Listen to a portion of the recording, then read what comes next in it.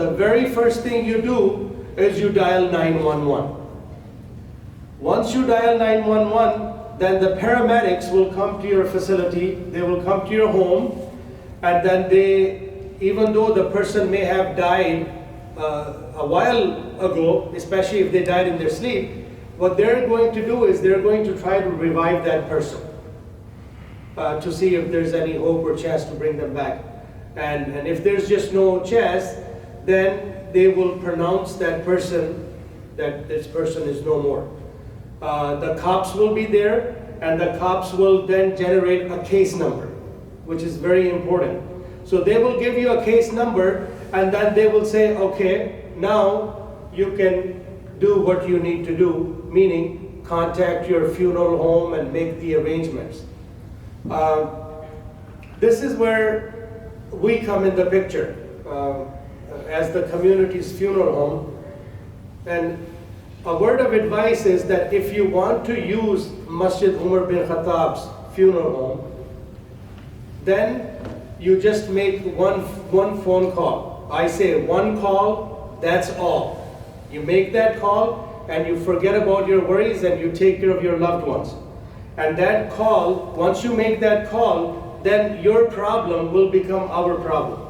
We will basically take care all the proceedings from there, so you can spend your time with your loved ones. Now, one thing that you need to make certain, especially if you are with the deceased person, whether it's a man or a woman or a child, I'm gonna need some help. Maybe Maulana Sahab, can you come please?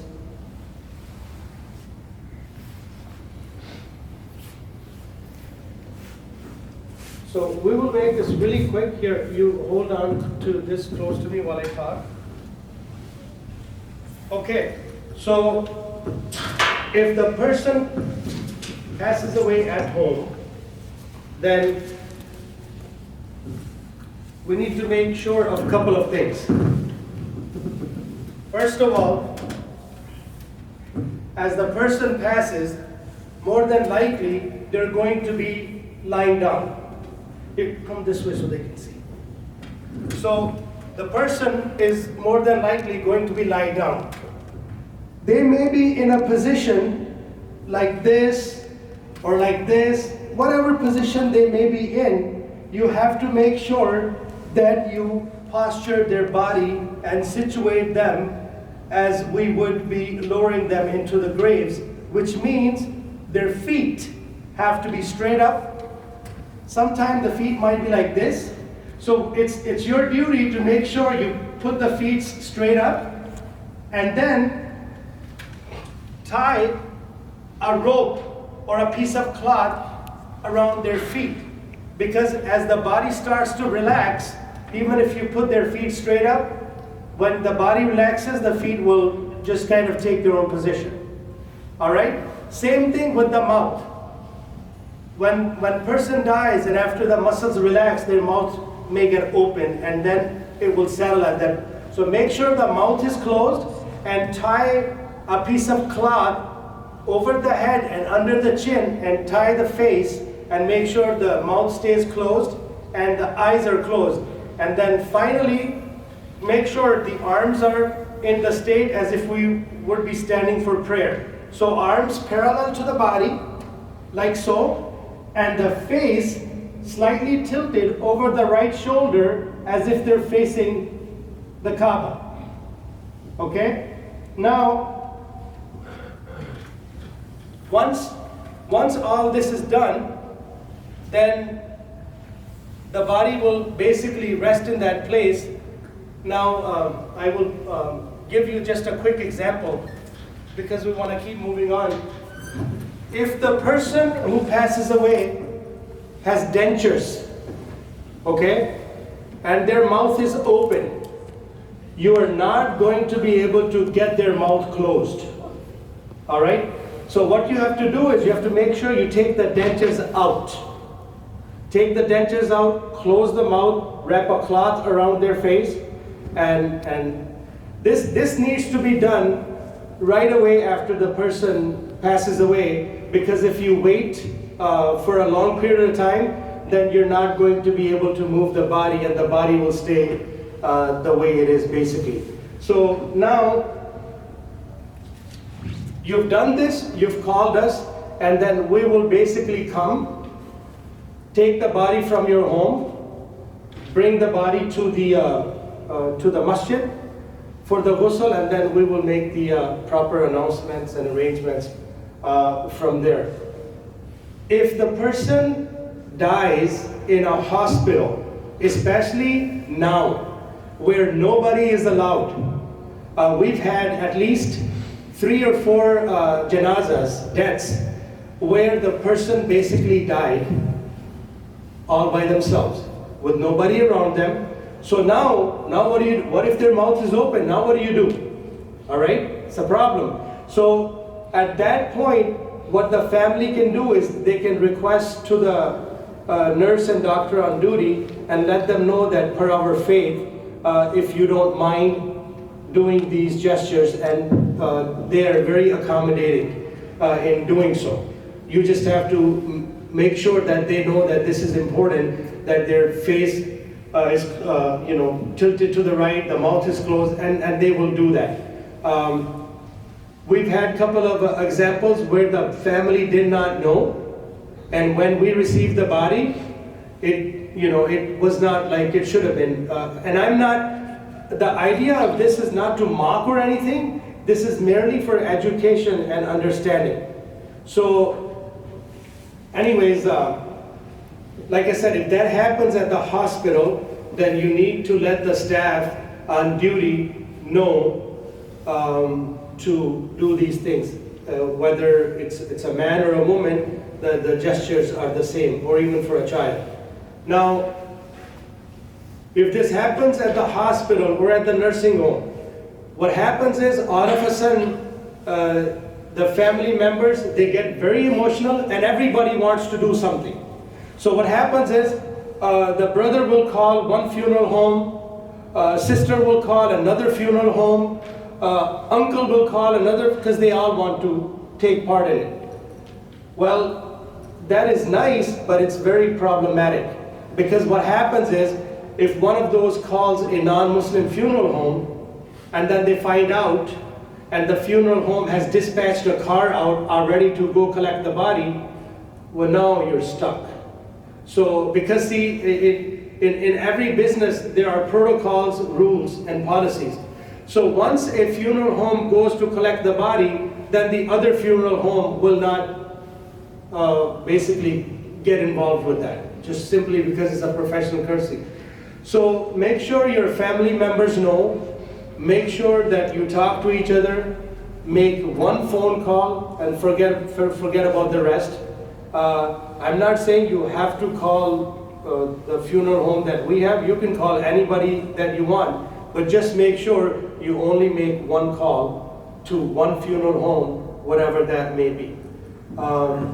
That's pretty much it as far as the housekeeping and the legal issues goes. Because once you make the call and once the body is collected, from that point, once the body is brought to the masjid, now we go to the Islamic stuff, which I'm going to turn over. And then after Imam Sahib is done, I'll talk about the cost of the cemeteries, and then we'll take, actually after Imam Sahib is done, we'll take any questions up until that point, and then we'll take questions, inshallah.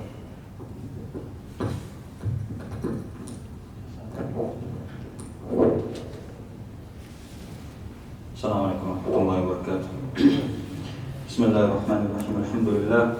Alhamdulillahi wa kafa wa salamun ala ibadihi alladhina istafa. Amma ba'd, faqad qala Allah tabaraka wa ta'ala fil Qur'an al-Majid wal Furqan al-Hamid ba'da a'udhu billahi minash shaitanir rajim. Bismillahir Rahmanir Rahim. Kullu nafsin dha'iqatul maut thumma ilayna turja'un. Wa qala an-nabiy sallallahu alayhi wa sallam, kun fi dunya ka'annaka gharib aw 'abiru sabil, aw kama qala alayhi salatu wassalam. Sadaqallahu al-'azim. وصدق رسوله النبي الكريم. Respected brothers, elders, and friends, some of the things that I wanted to speak about, our brother Shakir already covered that, but I'll share with you one or two things from the Hadith of the Prophet sallallahu alaihi wasallam. Number one is the Hadith that I recited before you, where the Prophet sallallahu alaihi wasallam, he tells us that kun fi dunya ka'annaka gharib aw 'abiru sabil, that live in this dunya like you're just a passerby, like a stranger, or somebody that's just passing by, a traveler. So your focus and our objective should be the hereafter, and each one of us, we should be prepared for the hereafter.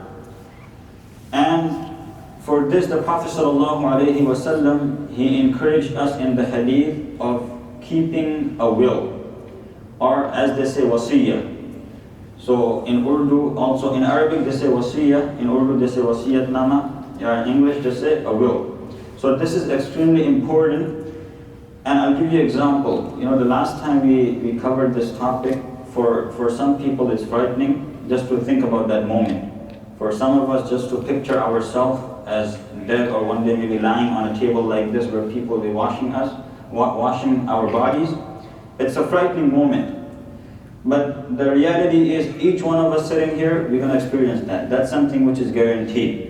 And that's what we have to prepare for. That's why in the hadith, the Prophet ﷺ said, الكيس من دان نفسه وعمل لما بعد الموت والعاجز من أتبع نفسه هواها وتمنى على الله. That the intelligent person is that person, man dana nafsahu, he controls his desires and his ego.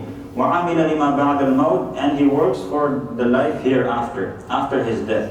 والعاجز, and a weak person, a feeble person, or not an intelligent person. Man atba'a nafsahu hawaha, he just follows his desires, وَتَمَنَّى عَلَى اللَّهِ, and he has hope on Allah subhanahu wa ta'ala. Meaning he doesn't remember death, he doesn't remember the reality of this life. So the reality of this life is just few days. It's extremely short, and each one of us, one day, you know, somebody's going to wash us, it's going to happen to us, when we have to be prepared for that. That's why the Prophet ﷺ, and at that time when we spoke about that, some of the uncles, they were frightened. They were scared, and they said, you know, I couldn't sleep that night. So and this should be something regular, that we think about death, because it's going to happen to each person. Now when it's going to happen, how it's going to happen, only Allah subhanahu wa ta'ala knows that. And one of the brothers that I recall was sitting here was our late brother Abdul Rashid, the African brother, and he passed away very soon after a few days, I believe. So we had the program on Saturday. I think on Monday or Tuesday, if I remember correctly, he was in hospital and he passed away within a few days. So, and obviously, as you know, he was a believer, so he wasn't a born Muslim. He accepted Islam later on. And some of these things are important, because when he passed away, I'm just sharing with you, so we, you know, to remind ourselves and we take lesson from this. He did not have a will written. He didn't have a wasiyah. So there was some, I believe, some difference of opinion in his family that, you know, should we have a Muslim janaza, Islamic janaza, or, you know, how should we do it?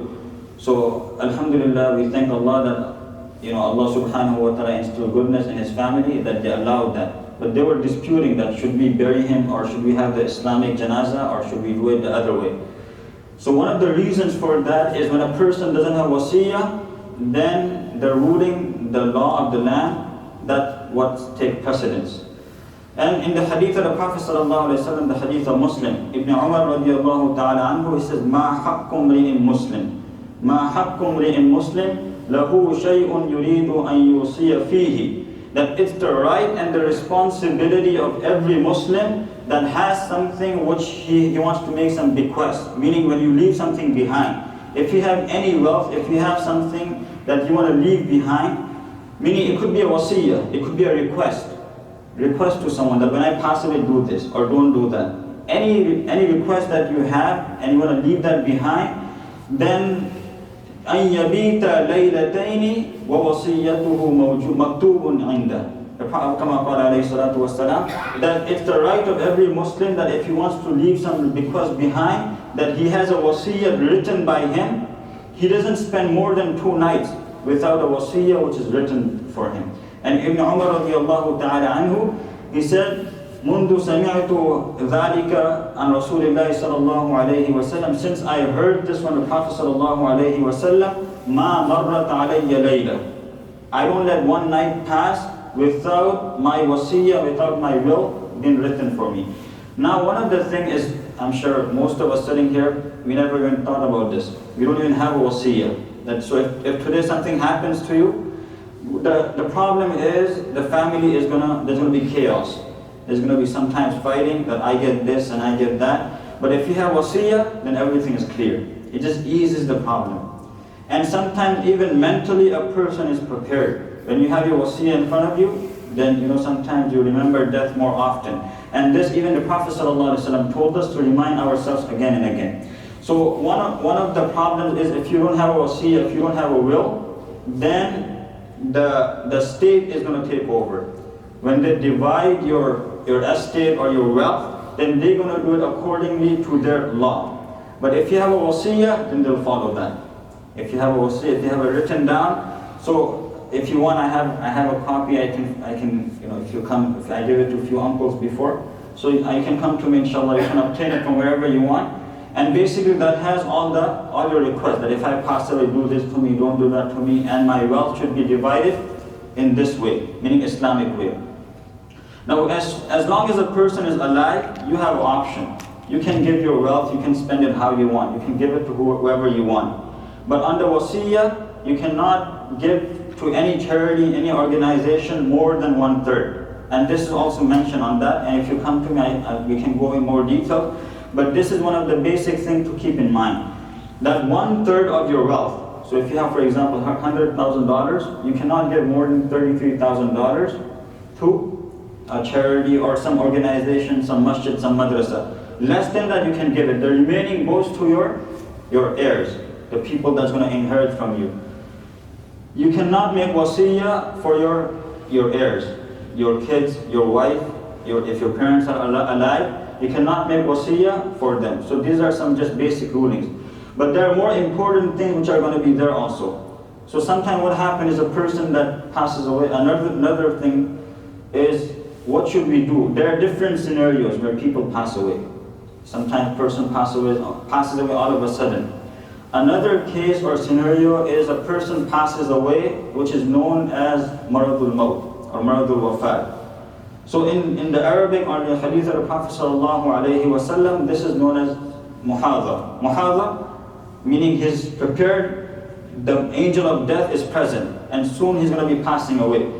So what does the Hadith of the Prophet ﷺ, what does it teach us? So as Brother Shakil, he mentioned, that if you happen to be in hospital or at home, and there are some signs that you find. One of the signs that person is close to dying, or a dying person, is you'll see sometimes the nose starts bending. The nose bends to one side. Sometimes the person's head, it starts subsiding. The person's head, it starts going, the temple on a person's head, it starts going inwards. So this is one sign that a person now his time is up. Another sign is a person's body becomes cold. So he might still be breathing and stuff, but when the body becomes cold, then you know that soon now they're going to be leaving. So these are just some signs. Now when you see this, one of the ways that we can prepare them is to turn their body towards the Qibla. So if, for example, if this is your house and the Qibla is this way, or the Qibla is in the masjid, then you would put their head towards the wall where those two doors are, and you're going to make them face towards Qibla, and you're going to put some pillows or something to lean on their back. Another option is, if that's not possible, then we put their feet towards the Qibla, and this posture is mentioned in the Hadith of the Prophet ﷺ. It comes in the Hadith of the Prophet ﷺ that there's a Hadith that حين قدم رسول الله صلى الله عليه وسلم إلى المدينة. When the Prophet ﷺ came to Medina, سأل عن البراء ibn al-Ma'rur. The Prophet ﷺ inquired about one companion, Barra ibn Ma'rur. So the Sahabas قالوا, they said, توفي يا رسول الله, that he passed away. وأوصى بثلث ماله لك يا رسول الله. And he made a bequest, and he made a wasiyah of 1/3 of his wealth for you, O Nabi of Allah. And then he said, وأوصى أن يوجه وجهه إلى القبلة لما حضرته الوفاة. And he made a wasiyah that when he passes away, his head should be faced and turned towards the Qibla. So when the Prophet ﷺ, he heard this, he said, أصاب الفطرة. أو كما قال أصاب الفطرة. That he This is asaba al-fitra. Fitra means something which is natural, nature. Meaning he died on nature, on fitra, meaning on Islam. This is what Islam teaches also, that when somebody passes away, then we should turn to their heads towards Qibla. Another option, if that's not possible, maybe their body is too big or they're heavy and we're not able to move them physically, then we'll lift their knees lightly or not too high, and we'll put some pillows or something reclining behind their head, putting the head towards the Qibla. So their feet will be towards the Qibla and lifting their head towards the Qibla. We'll put some pillow, and as Brother Shakir mentioned, we'll tie the jaws together. So when they pass away. Another thing we find in the Hadith of the Prophet ﷺ is when Abu Salama radiallahu ta'ala anhu, he passed away, Salama radiallahu ta'ala anha, she says, دخل رسول الله صلى الله عليه وسلم على أبي سلمة. The Prophet ﷺ came in the room and he saw that he passed away. And his eyes were open. His eyes were open. فأغمضه رسول الله صلى الله عليه وسلم. The Prophet ﷺ, he shut his eyes. So when somebody passes away, this is also in the hadith, that we shut their eyes. Why? So people don't get scared or they don't get frightened. Now another question is, are we allowed to recite something when somebody passes away? So in the hadith of the Prophet sallallahu alaihi wasallam, so all I'm sharing with you is the teachings of the Prophet sallallahu alaihi wasallam, or what the Quran tells us or what the hadith tells us.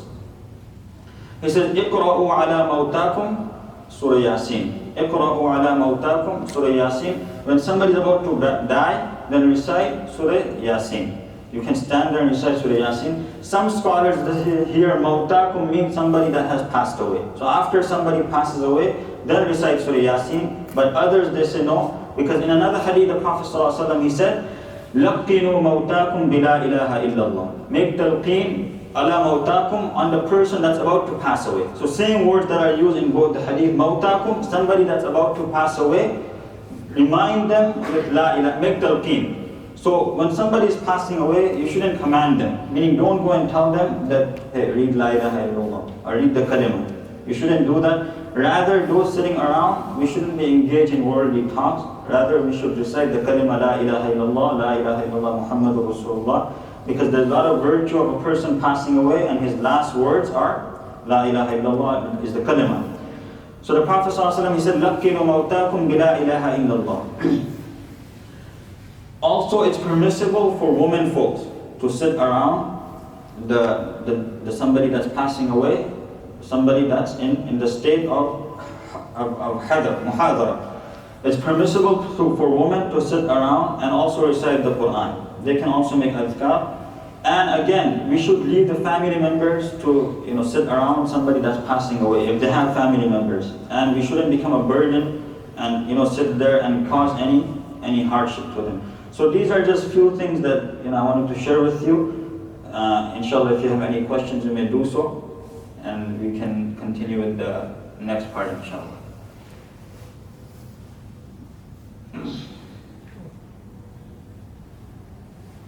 Yeah.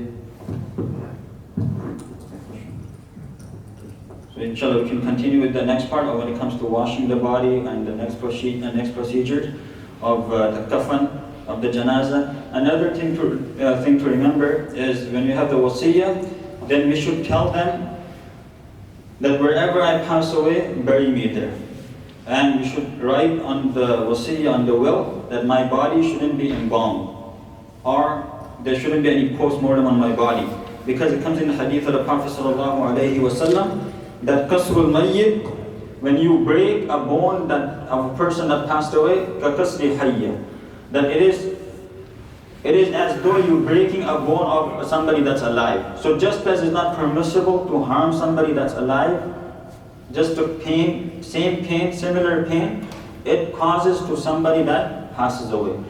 So when they embalm a person's body, there's first of all, when they do the janazah, when they do the ghusl, there's a lot of respect that's given and honor, that you honor the person's body, the dead person, and you cover it up. You don't expose the satar, the private parts.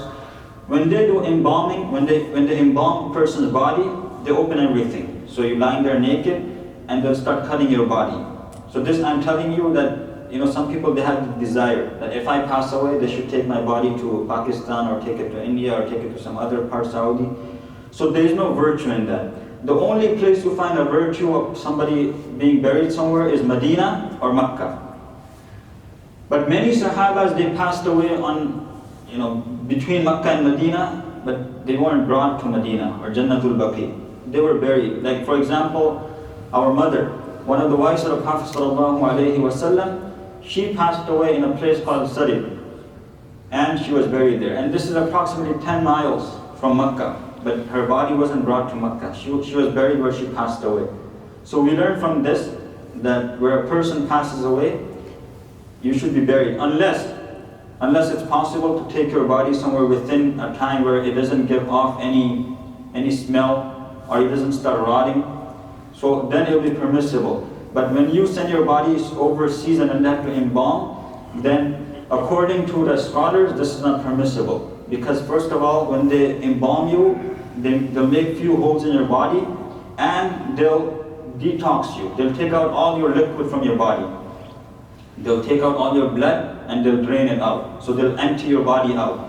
And then they'll fill you up with other liquids, alcohol, and they have some mixture of different chemicals, and they'll put that in your body, which is known as hurma. That's in a way that's disrespecting somebody that has passed away.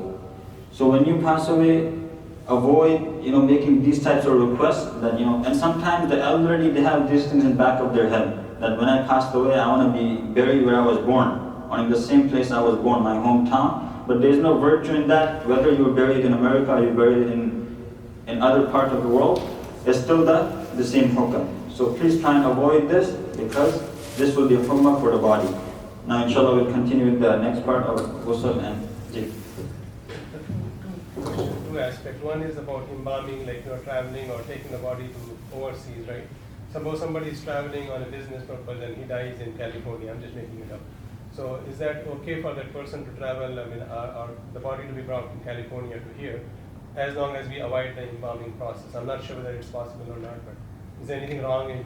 Yeah, so that's what I said. If it's possible to bring it, like for example, one of the sons of Abu Bakr as-Siddiq, radiallahu ta'ala, Abdurrahman bin Abu Bakr as-Siddiq, he passed away in Habasha, in Abyssinia, and his body was brought to Mecca.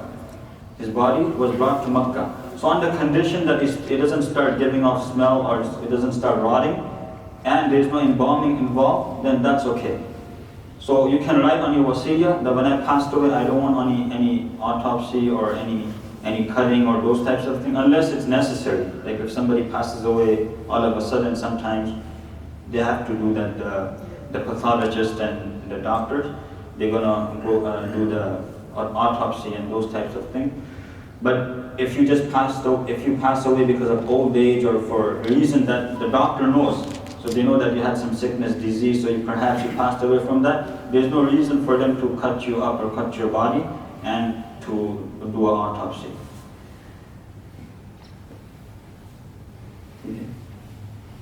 As you said, that if somebody passed away and he can write down Sia, that he should not be cut like a young age in 20 to 30.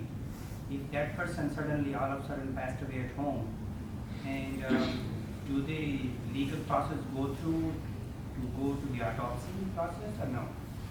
Like I'm not sure what would be the. No, so I think it depends on the scenario. If you're young, you have no sickness, Yeah. and you visited a doctor recently and you were fine, then they might have to do it. They have to do it. Yeah. Whether you mentioned in your wasiya that no autopsy is allowed and things like that. Jay. I would say for medical legal process, if it's the state required, we have to. You know what I'm saying?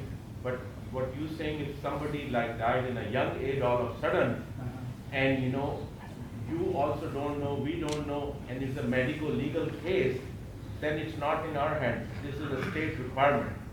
So I think we need to go according to the state requirement.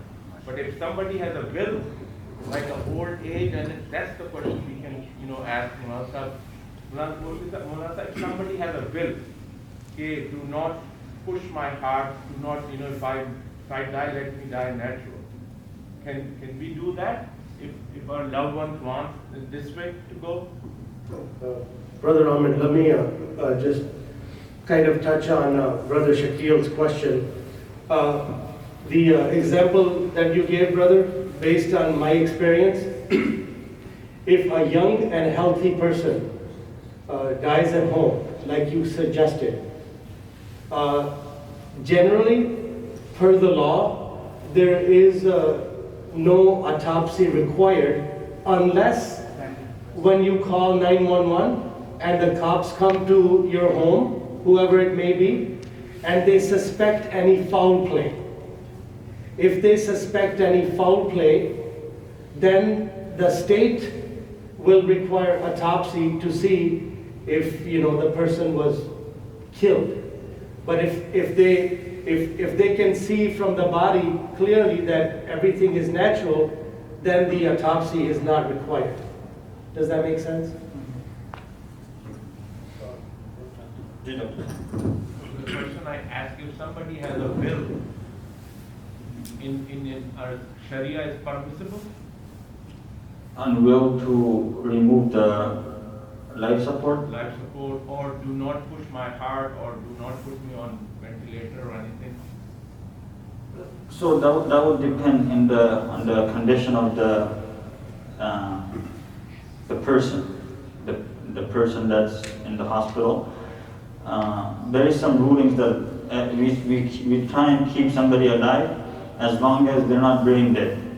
If their heart is beating, and the doctors, especially if it's a Muslim doctors, they tell us that there's a good chance that they might make it, then we have to take all the precautions, and we should try our best to save that life by means of medication. But if they tell us that they might be alive, but the life won't be the same, meaning it's going to be really difficult for them and there's no guarantee, then you would have that option of perhaps removing the life support.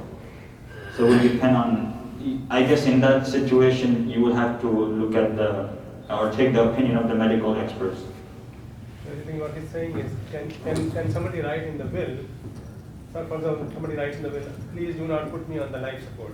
Is that will implementable? That now his family, because to respect his will, now you cannot put him on the life support. I mean, you can write anything you want on the will. When it comes to wasiyah, you can make any wasiyah. But Islamically, we're taught that we preserve our life to the best of our ability. So it wouldn't be something that's encouraged. So there's a question from online. They are asking, what is the ruling on donating body organs to family members or anybody else for that matter? What is the Islamic ruling regarding donating your body organs? Now when it comes to donating the body organs also, as I mentioned, to honor a person's body or when a person dies. So to donate the body organs, same procedure. They're going to cut your body depending on the part they take you. So either for example, if you donate kidney, you can do it when you're alive and you can survive off one kidney. But if you do it after you pass away, then they're going to have to cut your body, which is not permissible to do. So there are some scenarios, and some scholars, they say that in some scenarios, if it's guaranteed that it's going to save somebody else's life, then it could be considered. But under normal circumstances, it's not permissible to donate your organs. Brother, you have a question? Yeah, if you have Can you speak up? If you have braces or metal substances in your mouth, do they take it out after you die? No, if it's difficult to take it out, they just leave it on. So so for example, if somebody is wearing contact lenses or braces, which is kind of part of their body or it's attached with it, and it's difficult to take it out. Now you're not going to take it to the dentist and they're going to take out your braces. You be very good at that.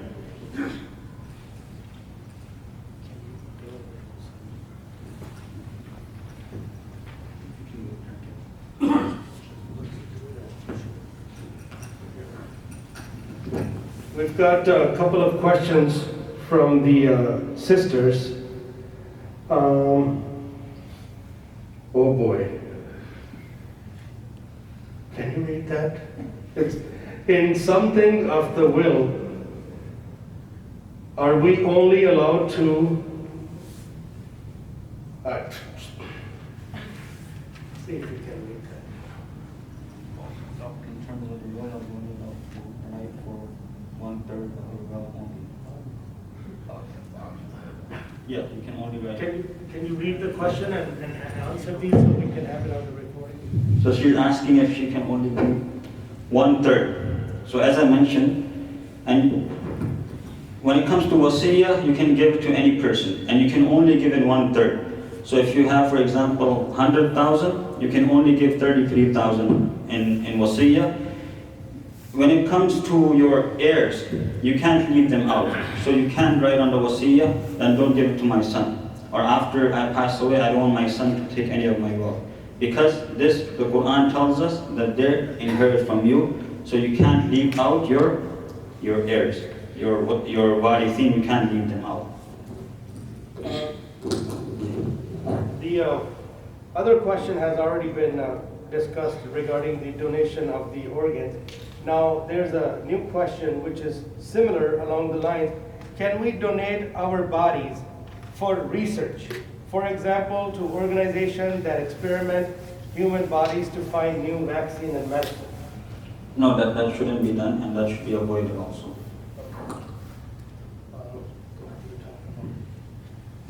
So when it comes to ghusl also, inshallah we'll just go through the practical. The body will be placed in the same manner when somebody passes away. Either we turn their bodies towards their face towards the qibla, or we lift up their legs and put the head towards the qibla. For the male, you can use any kafan you want, and you can have a kafan prepared from when you're alive also. So you can say this is going to be my kafan when I pass away. Generally for male, there's 3 different cloths or sheet. One is you have the lifafa, you have the which is the outside, which is going to envelop the body. The second part or second layer is the qamis, and the third layer or the second layer is the izar, and the third layer is the qamis for men. For women, there's 2 extra. For the women folks and for the female, you have something which is known as a scarf. The scarf to cover the head. And you have also on the chest to cover your chest. So this, for women you get 5 pieces, for the male you get 3 pieces. So this is what this is the kafan for the male and the female. When it comes to washing the body, the person that washes the body, ideally you should have about 4 people. So one can lift up the head and you start off by making wudu. Now another common question is, if somebody gives ghusl, then do they have to make ghusl too? So the answer to that is it's not compulsory or it's not mandatory that if you give ghusl to somebody else, then you also have to make ghusl. It is mustahab, it's encouraged, and it's in the hadith of the Prophet ﷺ that he encouraged the Sahaba that after you give ghusl, you make ghusl yourself also. And one of the reasons for that is sometimes because when a person dies, they're considered impure. That's why you're washing them. So sometimes the water can get onto your body, so just to be pure again and to be safe, for precaution, you wash yourself. You make ghusl yourself. Another reason is if somebody is not used to it, not used to seeing dead body, they might get scared and it might freak them out. So just to calm down, it's better to, water cools you down, it calms you down, to make ghusl yourself. So this is the one question that people ask, that if I give ghusl to someone, do I also have to make ghusl? So you don't have to make it. It's good to make it. When you wash the body, you start off by making wudu.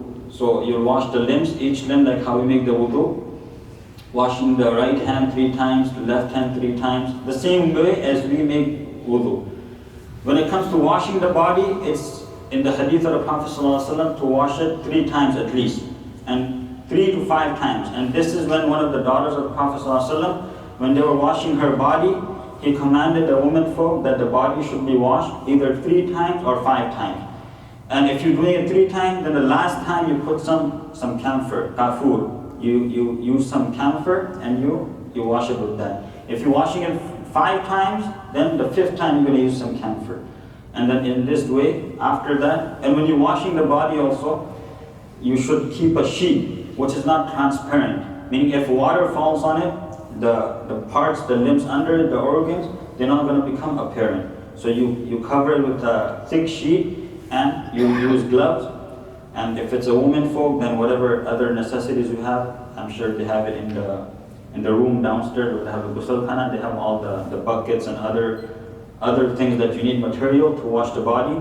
If a woman has nail polish on, then that should be removed too. So you should remove any nail polish, whether it's on the hand or the feet, that should be removed. When it comes to cutting the nails, then you shouldn't do that. There's no requirement of cutting the nails because you're not it's the purpose is not to beautify the person. If that was the purpose, then people start putting makeup and those types of things. But we should avoid that. So that's not necessary to cut the nails. Any questions so far regarding the ghusl? Can you give some procedure how to do what to do so everybody can get the idea for ghusl?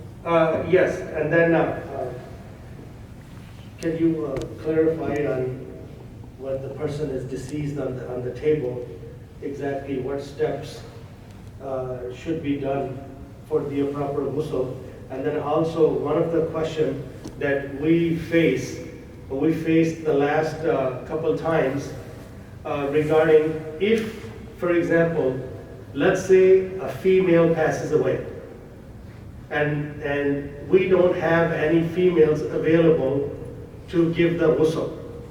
What are the Islamic rulings regarding that? Or even if there are some women available, some sisters available, but those sisters physically aren't able to take the body from the washing table into the casket, then is it jaiz, is it allowed for the men, mahram or non-mahram, if they're not available or if they don't exist, then is it jaiz for the men, brothers, to lift the body of the sister and put it in the casket? Can you go over these, please? So for the procedure of the janazah, we'll perhaps need a body or something to go through the steps. But as I mentioned, that generally you wash the body as how you make wudu yourself. And if there's any impurity, then you will have to continuously, or you have to clean that up. So that's basically what it is. So just the way you make wudu, that's how you're going to purify the person. And then you start with the right side, the left, and then you do the left side, wash the face, do all the masah, and then you would pour the water on the body 3 times or 5 times. The question that was asked is, if a female passes away, and perhaps there is no other female, or there is no female to wash the body, then what should be done? So one of the things is, if there is no Muslim female, then some communities it happens. So the family, they can gather some few non-Muslim females and just tell them that this is how we wash and stuff. They can cover the body and they can explain it, and the females should wash it. So this you find in the books of fiqh, that if a female passes away, it's better for females to wash. And similarly if a male passes away, then males should wash it. If a female passes away and the ladies are not perhaps able to lift the body to put it in the coffin or the casket, for that the mahram, the relatives, the son, whoever it is, the father, the uncles, they can help to lift the body and put it in the coffin or in the casket. And if it's a male, then it will be similar also. Now, in some circumstances, you find, so for example, when you look at the books of fiqh, if somebody passes away and there is no Muslim males, and this, can it happen? It can happen, but alhamdulillah, in our community, perhaps it won't happen, inshallah, because we have a large Muslim community. But I know sometimes, like when I was in other states, then people used to call from places like North Carolina or South Carolina, and they said, my wife passed away, and there's no Muslim females here to help. Or sometimes the man passes away, and there's no Muslim males to read the janazah prayer. So what can be done? So in these types of scenario, you would have to consult with the local scholar and get their opinion. So I'll give you an example. If you look in the fiqh books, if there is no males to perform the janazah prayer, the fuqaha, they said, the females, a woman, she can be the imam, and they'll all stand in one line, and then she'll lead the prayer. But these things, as I said, they generally don't happen when there is a large Muslim community, or when you have a Muslim community like ours. So if a female passes away and she has no mahram, then either the ladies themselves, they would have to take the responsibility to lift her and put her inside. If that's not possible also, then obviously maybe some mahram or maybe younger kids, they can help out to move the body and help with the procedure, inshallah. Okay, we have a question from online, that if a sister is not in the state of purity, is she, and other women are not around, is she able to perform the ghusl of the deceased? So if a sister is in her period, she has haid, it's permissible for her, especially if they're close relative, to participate during the ghusl. So she can, if it's needed also, she can also do the ghusl. So although it's preferable that there are other ladies who are pure and who are not in the state of haid or period to wash the body, but if it's necessary, then it's okay. And as I said, if somebody is passing away also and there is a woman that's on her period, she can sit in the corner and make adhkar, make dhikr. So during those times, people are sensitive. We don't have to, we don't have to attack them or offend them and just say, get out or don't sit here, because it is permissible. You find in the fatwa books that if a lady is on her period, if a woman is on her period, she can sit in the same room as where the person is passing away and making adhkar. Okay, another question from the sisters, and I guess that can be applied to both sisters and brothers, whether while you're doing ghusl, if you can put perfume on certain parts of the body during or after ghusl. On the body? On the body. Yes, it's permissible to use perfume on the body. So when you're washing the body, after washing it, I think in our masjid also we put something. Yeah, we have camphor. Yeah, so it is. Yes, it's permissible to put itar and perfume on the deceased.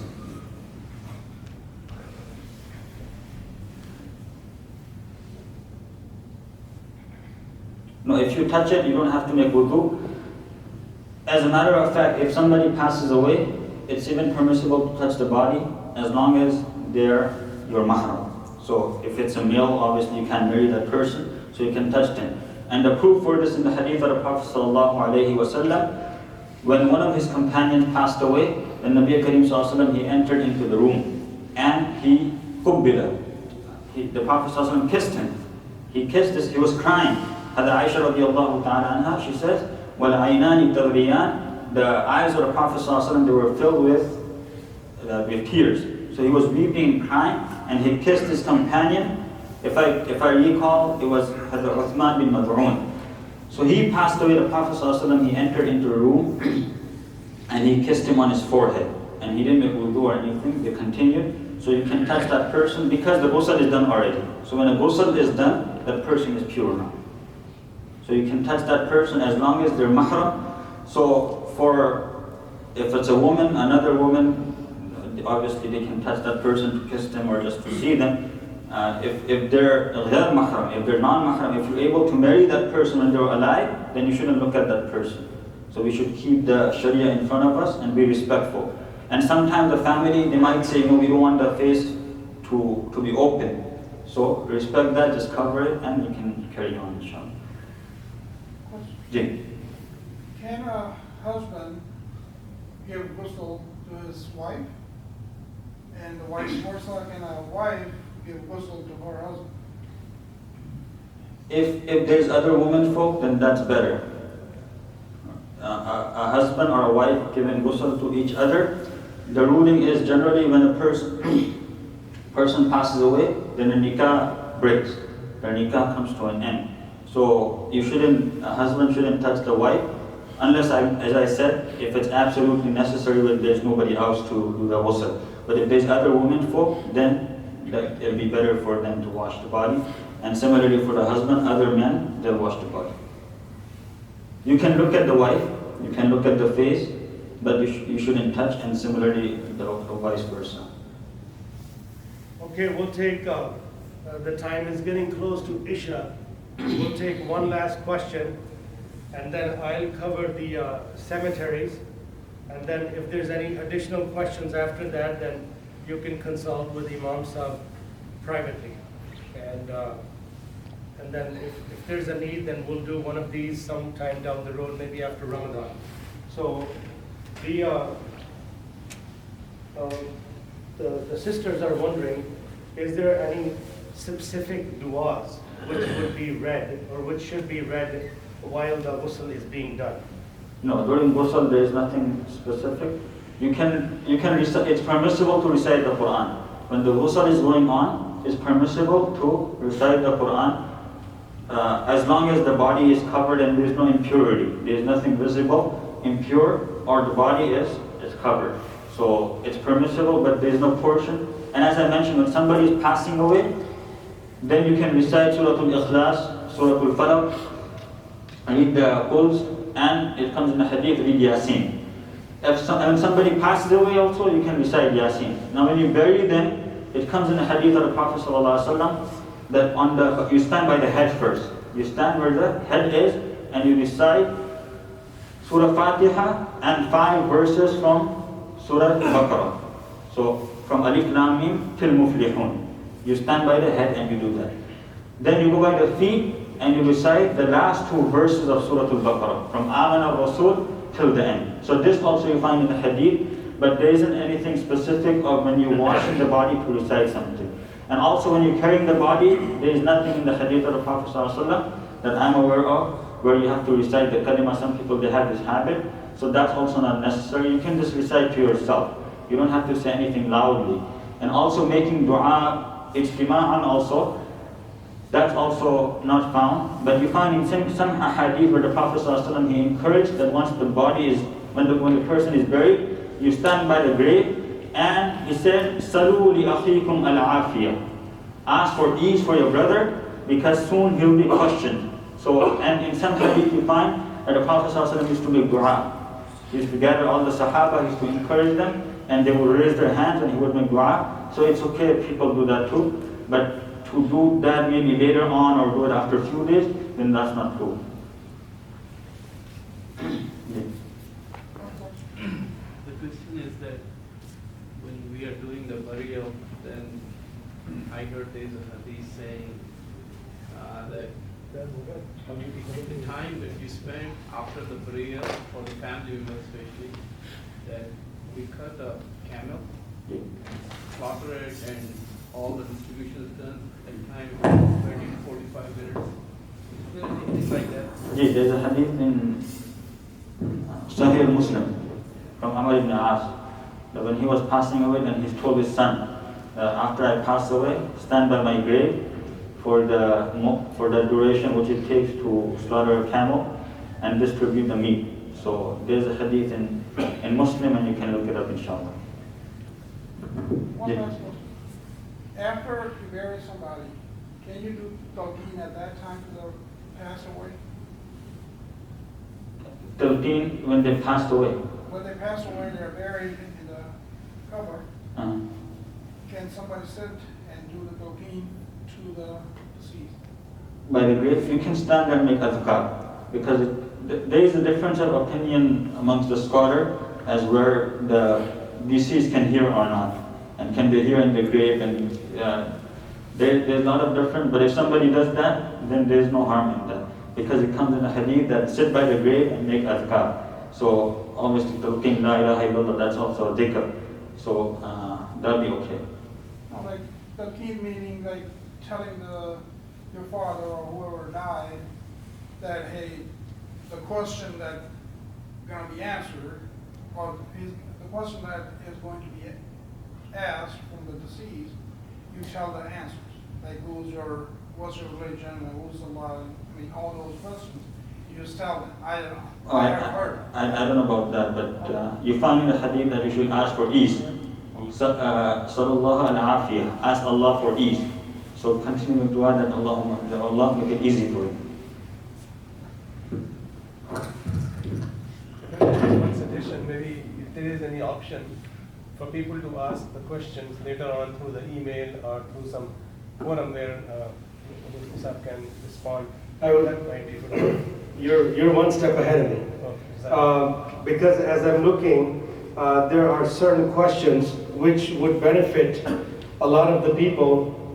Some of those questions have been answered, and then there are two questions which have not been answered. We'll go over that, and then is it allowed to just cover this if Isha is delayed a little bit? Is that okay? Okay. One sister asked, sometime when we get a body from the hospital, okay, so let's say a person, man or woman, they die during a surgery where they're cut open. Once, and Dr. Amr can second this or shed some light on this as well, my understanding is that if you are cut open on an operation table and you pass away, then everything is done. The doctors walk away, the nurses walk away, they just leave your body the way it is, and then they remove the necessary machines and tubes, but they don't sew the body. They just leave it alone. That, at that point, is then the duty of the funeral director. So the funeral director, after they receive the body, then they will sew up if the stomach is open, if there is any food line or IV.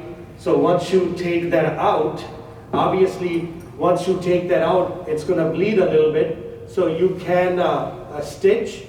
We have the kits in our funeral home to stitch the open holes, and then do the best we can to make sure they're not bleeding. Sometime, even after you do the ghusl, sometime even then they bleed, and the best thing we can do is just put a gauze and a piece of cloth, and that's it. That is the ruling on if there's any wounds or the body is open. And then the last question I'm going to address from here, one sister asked, do we give ghusl on a deceased body that passed from COVID? Now, my understanding dealing with this is more legal than Islamic, because the law says that if a person dies from COVID, and once you receive the body from the hospital, the body will come in a bag, and that bag is not to be opened. That is the state ruling. So how do you do ghusl on that? And based on what I've seen, you basically do a ghusl over the bag. And is that Islamically allowed as well? If ghusl is not possible, then you will have to do tayammum. So if it's not possible to put water on it, then you will just have to do tayammum, and you leave it at that. Like sometimes you find people, when they pass away in accidents, all their body parts are dispersed and they're broken into different parts, so it's not possible to wash that. So you would just then move over it and put it in a coffin and wrap it, and that's how you would bury it. Just for the one information, like last time we had female funeral, and ladies couldn't carry the body to put in the casket. So what I did, I went and bought wood board for the size of the casket inside, and put under the body, and men's was carried from each side and put in the casket. Is that okay? That's fine. Okay, brothers, we're gonna carry on. Last thing, there's a passing from COVID. Alhamdulillah, we did have a couple of community members who passed away from COVID, and Alhamdulillah, we were able to give them a proper Muslim ghusl, because we also work with the Rahman funeral, and if you are situated, meaning if you have the equipment, the necessary equipment, then you can open the body and give a proper ghusl. So for those couple cases, we didn't do the ghusl here, but we made sure that those bodies received the proper Muslim ghusl. All right, now the last thing, I know we're getting close to Isha time. Yeah, the last thing is the cemetery. As most of you know, we already negotiated a pretty good price. I want to say it's probably the cheapest anywhere in the United States, let alone the state of Michigan. $500 for a plot to be buried in, where the average plots are $2,000 plus.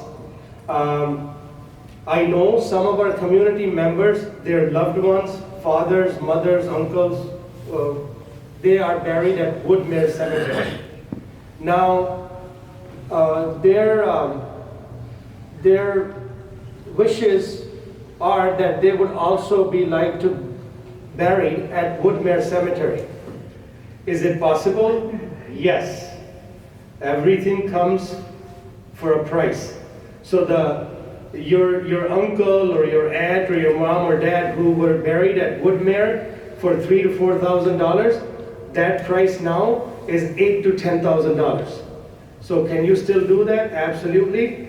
But I don't want to say, especially because it's some emotional stuff, that it's a waste of money. But if you have the money and you want to do that, then that's your choice. You still can do that. You have to approach Woodmere directly.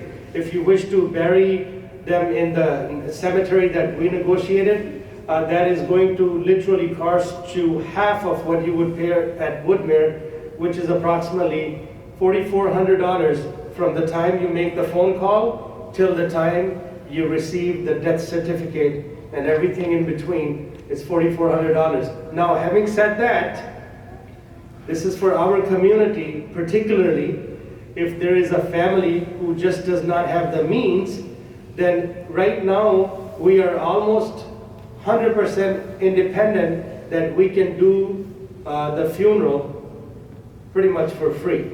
And now I'm not advocating this, that we're going to do this free, particularly because we need to have funds to have those available to us for emergencies. So even though we can do it free, our cost is still the cheapest of any cemetery and any funeral home. Now, as Dr. Muqtada said, whether if somebody has a question that may benefit the entire community, we can work on some sort of a forum where you can ask the question and then that will be answered directly by Imam Sahib, especially if it's pertaining to mazhab, deen, religion, and if it's a legal funeral home related question, then either myself or any of the people on the funeral board, they can answer that question. Now, one last question and then one request. The last question for the night is one of the sisters was inquiring that can women or should women go to the cemetery for the I'm assuming for the burial, or just to go pray Fatiha for their loved ones? You answer that question and then we'll move forward. So women, it's permissible for them to go to the graveyard. Some people have this misconception that it's not permissible. It's permissible for them. There's a hadith of Aisha radiallahu ta'ala anha, that when her brother Abdurrahman, he passed away, she went to the grave. She went by the grave and to pay her respect and to make some adhkar and recitation of the Quran. So somebody asked her that, didn't the Prophet ﷺ, didn't he prevent you or prevent the women folks? Or in another hadith, the Prophet ﷺ, he said, كُنْتُ نَهَيْتُكُمْ عَنْ زِيَارَةِ الْقُبُورِ. I used to prevent you from visiting the graves, but now you can visit now. So this is a hadith of the Prophet ﷺ, that for the women folk, as long as there is no fear of fitna or for them to do things which is outside of the teachings of Sharia. Meaning sometimes you find women generally are more emotional. So in some books you find that if they, for example, were to tear their clothes apart or do things which are not teachings of Islam, then to harm themselves, for example, then in that case you can prevent them. But if there is no fear of any fitna or any non-Islamic things happening at the grave, it's totally permissible for the women folk also, as long as there is no intermingling, because you're going to the graveyard and sometimes you have the men there too. So perhaps if the men are there, they can leave if they're not family members, and then the woman can come and make some adhkar and whatever, sit there at the grave for some time. But it's totally permissible for the women folks to go to the graveyard to pay their respects. Even during impurity? If they're impure, then they should abstain during that time, but other than that, it's permissible for them. Okay, brothers and sisters, Jazakallah khair. May Allah reward you, your families, with great health and wealth, and may Allah keep bringing you to the masjid to do good for yourself as well as the community. Now the last thing that we're going to talk about is that in our community we have a committee of dedicated brothers who basically at the last minute notice, we're talking about 2 o'clock in the morning, I either send them a message or call them and tell them somebody passed away, and these people are totally foreign to them, no relations or whatsoever, and these people pretty much put everything aside. Some of those who can call off work, they call off work and they come here to give a ghusl to a person that they absolutely have no relation with.